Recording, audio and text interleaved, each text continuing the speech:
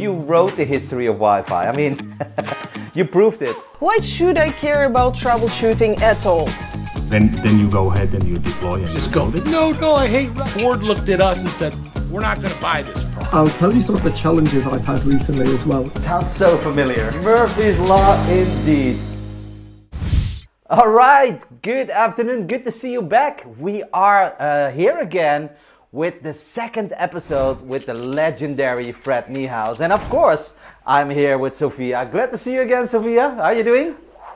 Doing well, thank you so much. Yes, indeed, we're really curious to know more how actually wireless LAN technologies were developed and how it was developed within Cisco. So, Fred, with no longer ado, we would like to give, yes, the stage is yours and we're really looking forward to know more. So could you please recap a bit on where Sure, thank you very much for having me here.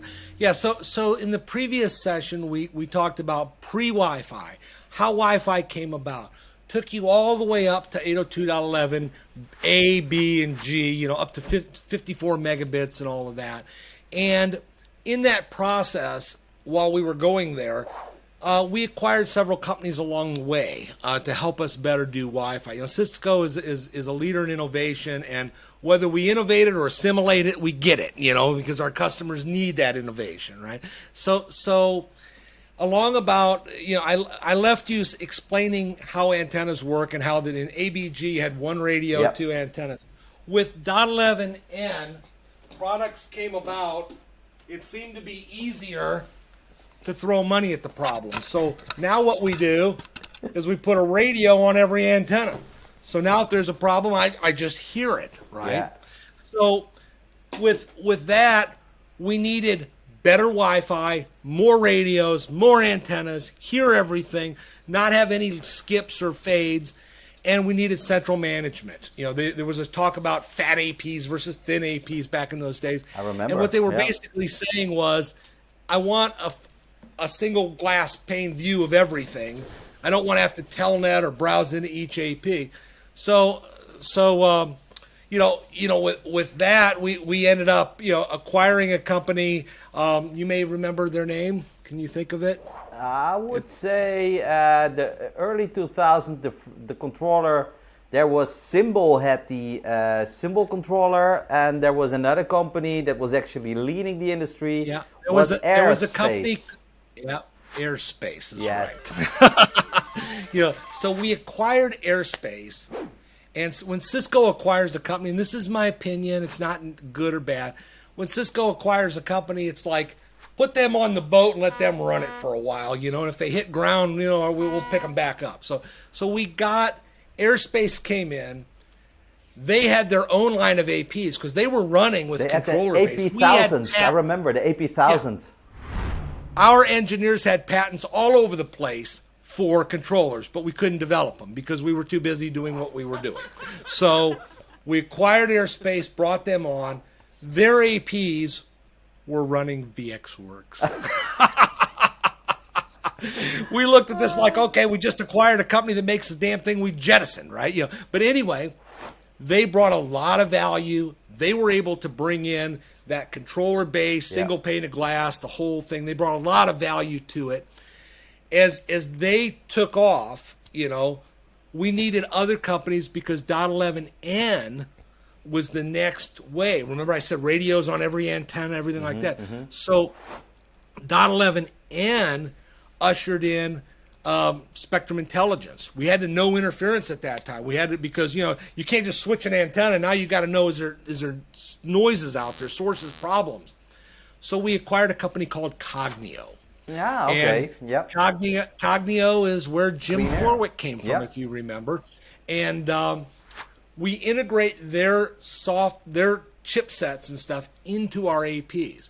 Now for innovation, Cisco has the best innovation because now the AP can do spectrum analysis. It can do .11n. It can do everything. And as that's going along, and getting traction, and all of a sudden that was the we're selling them like 3500, right? The 3500 access point. Yes. Since you mentioned the 3500.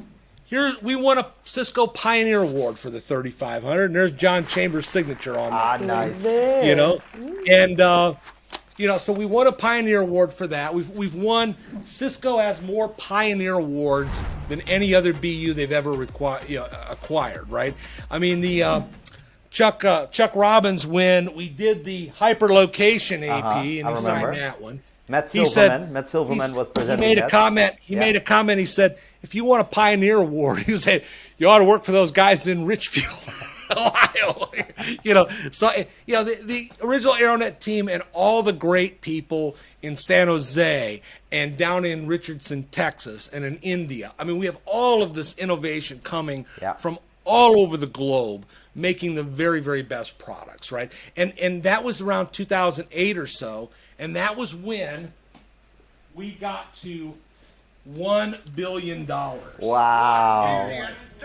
Oh. This chart was made by Chris Freitas, who was at the time one of the account managers. He's off to another company. I just wished him Merry Christmas and told him I was going to use his poster. Now, this is a unique poster because everyone signed it. There's signatures all over it, including really Victor Griswold and the guys that did the early development. But the original poster went to John Chambers and sat in his office forever. That's the reproduction of the one that with all the signatures on it. I don't know where that original poster is, but I'm pretty sure that John Chambers took it with him. I'll bet he did.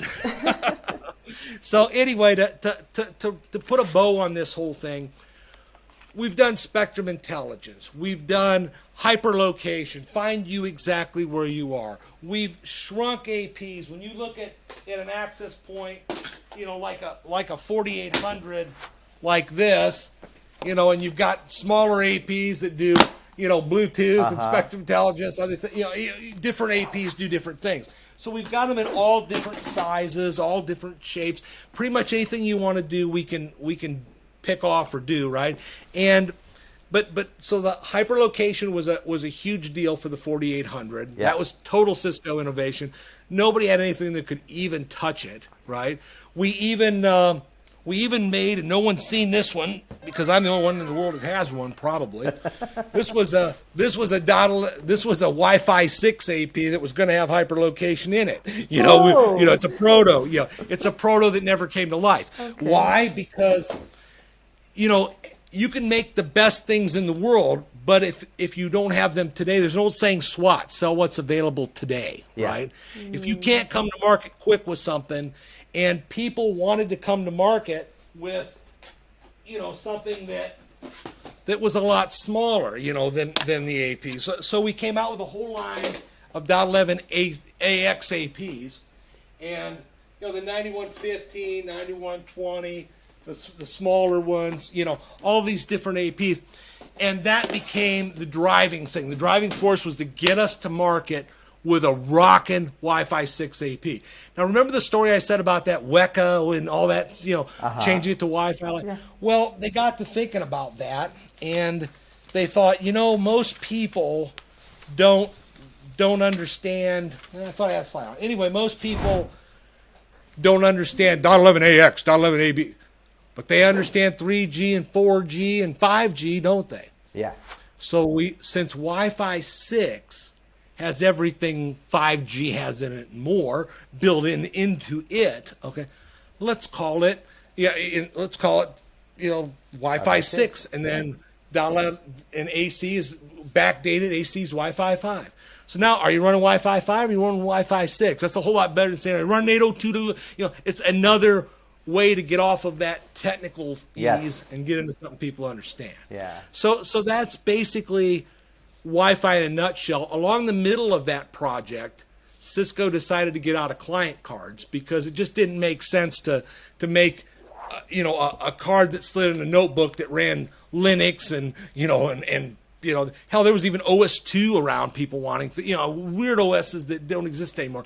You can't write drivers for everything. So a couple guys from Aeronet spun off something called Summit Data. Summit Data made their own Wi-Fi cards, and basically all the marketing people that were in Richfield, who were hardcore autonomous AP people, went off and did clients, and we went and did that. So anyway, that wraps up most things Wi-Fi quickly. Wow. In a nutshell. Let's talk about things you guys are interested in or want to talk about. Well, you already gave us a lot of things that we are interested in and what we wanted to talk about, because we really wanted to talk about the history of Wi-Fi, and like I introduced you, you wrote the history of Wi-Fi. I mean, you proved it. Let's back that up a little bit.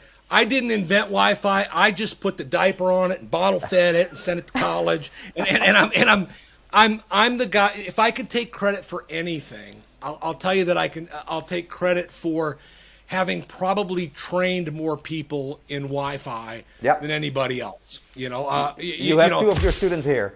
Thank you.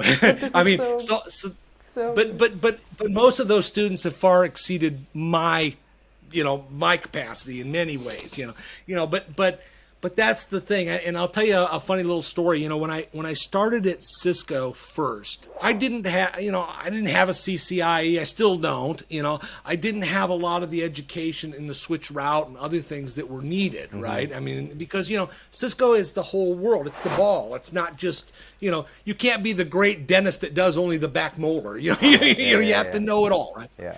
So I'd ask questions on a mailer, and I'd get some short, snippety people going, well, you should know that. How come you don't, blah, blah, blah. And I was kind of a little bit embarrassed and at the same time mad. Hell, I had some of them on my wall. It's people I'm never going to ask again kind of thing, And it kind of dawned on me back when I was a cop, that people always remember how you made them feel. Mm-hmm. I mean, you can be a jerk, you can write them a ticket, you can do whatever you got to do, but if you walk away and if you walked up the car and it smelled, what are you living in there? I mean, if you do something like that, that's their vision of everybody forever, right? Yeah. And I thought, well, my vision's going to be better than that. So I took every question I ever got and I put a Q1 and A1 in it. So if you asked me 10 questions, you got Q1A1, Q1A1, Q1A1. Yes. And then I thought I'll highlight the question in black and I'll give the answer in blue and blah, blah, blah. And a lot of coworkers, a lot of people said, well, what the hell you do that for? Why are you wasting time? Just send them a damn email, an answer, right? I go, well, if you send them an answer, they'll go, well, what about my other questions? Or what about whatever, and I thought, this is just kind of a good way to do it. And that's all I thought about. I didn't care about it. And then I was at Cisco Live, and I don't even know which one, but they had the emergency bus there with the big satellite dish and everything else. And I get on the bus because I just want to see it. And the guy looks at my badge and turns white. And I'm like, are you all right? He goes, you're Fred Niehaus, the Fred Niehaus. I'm like, yeah, well, what about it? He goes, I have every email you ever wrote. And I'm like, what? What are you talking about? He loved my Q1A1 so well, he dragged it into a folder and he searches on it. And that's how he goes, I've become an expert in wireless just from your Q&As. And people ask the same questions over and over again in slightly different ways. And I just pull it and I answer it. So, I guess what I'm saying is you can do something very simple like that, not even think about it, and make a huge difference. I think that is actually a real good call to action for our listeners. And indeed. Again, I was a consumer of your Q1 A1 way of responding. Me too.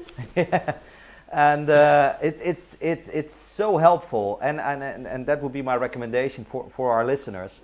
If you have a question, highlight the question and clear that this is the question, and then put the responses to it in the same format that it's very easy to digest, it's very easy to memorize, and also easy to find it back. And that's you definitely changed the way we communicate within Cisco. Well, it didn't even dawn on me until I actually retired that I was getting emails from all of the people going, Q1, is Fred retiring? A1, this sucks. And it was just, I was like, okay, and that's what I'm saying. It's like, you can do it or not. I mean, it takes a little bit more time to do it. But the thing is I also tell the customer when I'm talking to them, or the person, Cisco employee, whoever, write the question without assuming I know anything. Because I might very well take that question and repackage it and give it to an engineer. So give some context why you need that answer. What is it? And I found that there's no engineer in Cisco that won't bend over backwards for a customer if you give them a little context and Yep. don't just pepper them with the question, you know. Absolutely. So anyway, Absolutely. just something to think about. Yeah, So, just want to express a huge thank you since we're now all together for doing that, and we Absolutely. promise that we're gonna continue communicating that way. Yes, yes. Sounds good. With that, Sophia, Yeah, let's go to our traditional questions that we have in TBS. So the first one, I'm gonna take it. What's your Wi-Fi deployment at your house? I'm pretty sure you have something interesting. Well, you should say houses, okay? Because I've recently sort of got engaged. I know you just had a baby son, and I recently got kind of engaged with, and so she has a house in Virginia. I'm in Ohio. She also has one in Columbus. So I've got multiple Wi-Fi installations. Okay, You can test them. So saying, you know, what's your Wi-Fi? It's like, well, at what location? I'm actually at my mother's house today. She's 86, kind of old. I take care of her. This is an ad hoc setup. This is not my home. You think this is impressive? You should see my home. And anyway, to get to the answer, okay, most of my I have fiber in most of the houses, and the houses that don't have fiber, they all come in, and I tend to terminate them with a Wi-Fi 6 AP. I like to start with, like, you know, a Netgear home, you know, high-end home one, and then use its ports to feed things like 9800s. And then I start a 9800 and I mix it with the different Cisco Wi-Fi APs, things like the 90, I'm running a lot of 9120s. I even have 9115s and 17s, and I use those as my kind of my backbone, what I do, to control things and manage things. And then if I have a problem, I pop to my Wi-Fi 6 Netgear. Does it have a problem? The only way you troubleshoot anything in life is to be able to get rid of the trouble and try something else, right? If you can swap it out, right?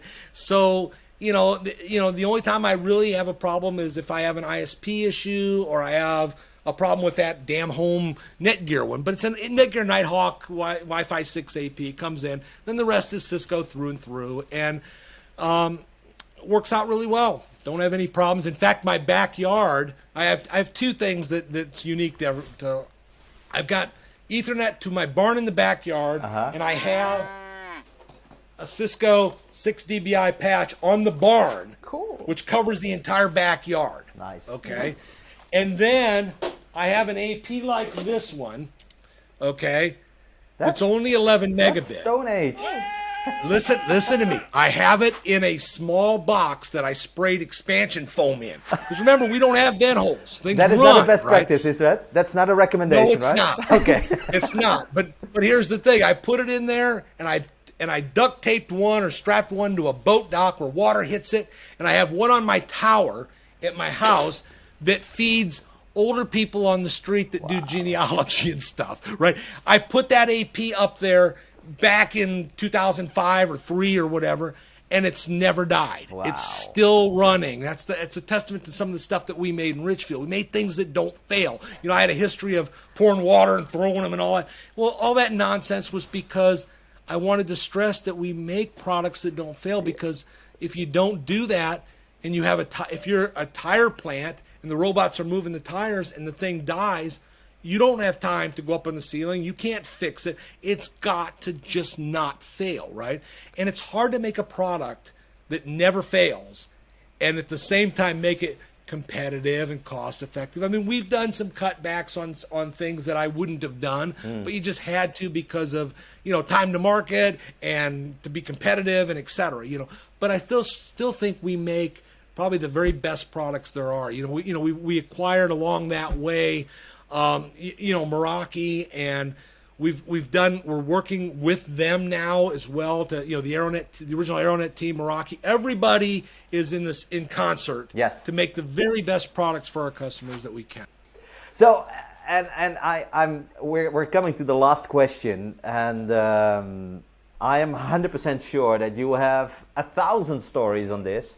But tell us about a day in your career that you will never forget. And this can be a good one, it can be a bad one, but a day in your career there was a lot of different ones. To recap as fast as I can, I will tell you that when I didn't have switch route knowledge and they sent me to Supercom, and the woman said, "You're a TME, get that router configured," and I didn't hardly know what a router was. That wasn't a good day. However, when 2002, 2003, wireless was so hot, and very few people had any of the knowledge that I had. And Cisco always goes with the shotgun approach. They get the very best person to make sure we don't have a problem, and they kill it, right? Mm-hmm. So they sent me to the CIO conference. I got to meet George and Barbara Bush. In fact, when they returned, there's my badge from the CIO conference. And when nobody was looking, I took George Bush's badge when he was done with it. And so that was fun. But you know what? That wasn't nearly as fun as Networkers, their 14th year. It was called Networkers before Cisco Live. Yeah. We hired Chuck Yeager, the guy that broke the speed of sound. Okay. And Cisco rented Disney World. And Jim O'Riordan, a co-worker, and myself walked around with Chuck Yeager all over Disney World. Got to sit there and watch Tinkerbell come down the tower, the whole thing, with the most colorful guy you'd ever want to meet. That is the thing that I'll never forget. That is really, really, really cool. It's awesome. Yeah. Wow. It was a great, great honor to have you with us, Fred. It was actually also a great honor to work with you. On behalf of the wireless community, we want to thank you for everything that you did for us. And it is fantastic. It's an honor, and I hope we stay in touch. And I would love to see you again speaking on some event or...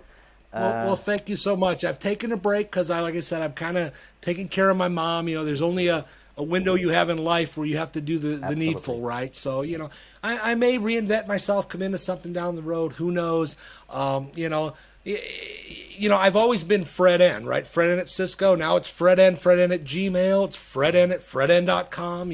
If you guys, if somebody in the field that's hearing this has a question or whatever, I'm retired. I might entertain it. Awesome.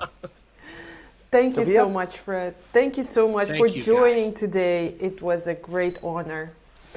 Thank you so much. All right. With that, thank you very much. And I hope to see you in the next episode. Bye. Thank you, Fred. See you. Bye.